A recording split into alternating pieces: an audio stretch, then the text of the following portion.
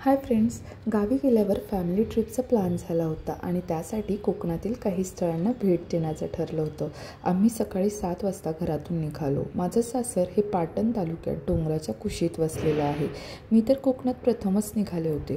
खूप एक्सायटेड होते कारण खूप दिवसांनी रोजच्या धावपळीच्या जीवनातून थोडा वेळ काढून फॅमिलीबरोबर वेळ स्पेंड करण्यासाठी बाहेर निघालो होतो। हा व्लॉग शेवटपर्यंत नक्की बघा आणि चॅनलला सबस्क्राईब करा। व्हिडिओ जर आवडला तर लाईक आणि कमेंट करायला विसरू नका।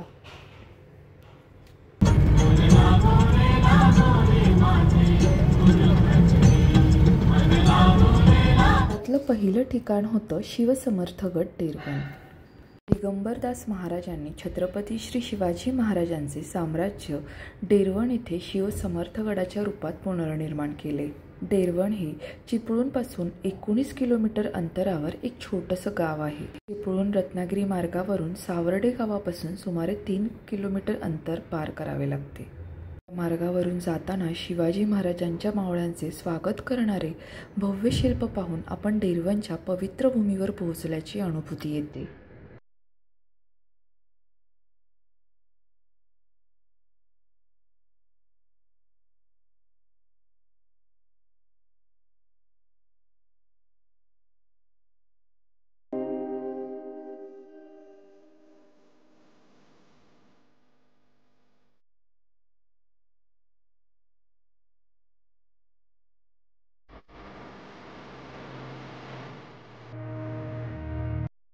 गडाच्या दरवाजातून आत प्रवेश केल्यानंतर आपल्याला छत्रपती शिवाजी महाराजांच्या जीवनातील महत्त्वपूर्ण प्रसंगांचे दर्शन होते। भिंतींवर खूप छान असे शिल्प साकारण्यात आले आहेत। सगळी शिल्प डोळ्यात साठवण्यासारखी आहेत। स्मारकाच्या बांधकामासाठी श्री सद्गुरू दिगंबरदास महाराज यांनी महत्त्वपूर्ण भूमिका बजावली आहे। हे शिल्प आहे छत्रपती शिवाजी महाराज आणि त्यांच्या आई जिजाऊ यांचं। यात छत्रपती शिवाजी महाराज यांचा जन्म झाल्याचं दाखवलं आहे। वयाच्या 16व्या वर्षी छत्रपती शिवाजी महाराजांनी रायरेश्वराच्या मंदिरात आपल्या सवंगड्यांसोबत स्वराज्याची शपथ घेतली होती।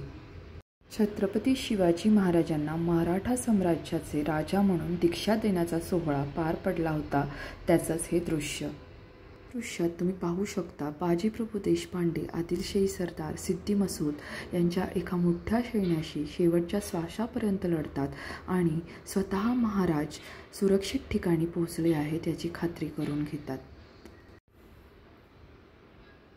अशी खूप सुंदर दृश्य तुम्हाला इथे पाहायला मिळतील। याच दालनाच्या समोरच्या बाजूला श्री शिवसमर्थ मंदिर आहे, जेथे भवानी मातेने छत्रपती शिवाजी महाराजांना तलवार भेट म्हणून दिली होती, त्याचं शिल्प रेखाटण्यात आलं आहे।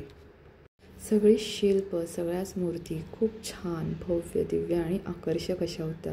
तुम्ही सुद्धा या ठिकाणाला नक्की भेट द्या।